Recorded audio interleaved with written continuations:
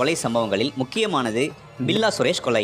வடசென்னையைச் சேர்ந்த பில்லா சுரேஷ் என்பவரை அவரின் வீட்டின் மேற்கூரையை உடைத்து உள்ளே இறங்கி அவரின் மனைவி கண் முன்னரே காக்காத்தோப்பு பாலாஜி கொலை செய்தார்.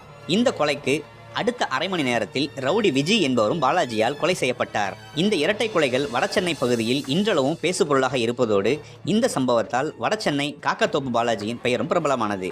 ரவுடியாக இருக்கும் செம்மர கடத்தலிலும் ஈடுபட்டதால் பணம் கொட்ட ஆரம்பித்தது. இதனால் முற்றிலுமாக மாறியது காக்காத்தோப்பு பாலாஜியின் வாழ்க்கை.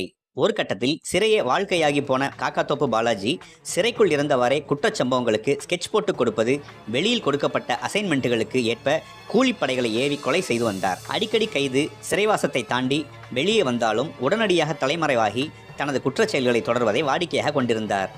தமிழகம் முழுவதும் காக்காத்தோப்பு பாலாஜி மீது 25 கொலை வழக்குகள் உள்ளன.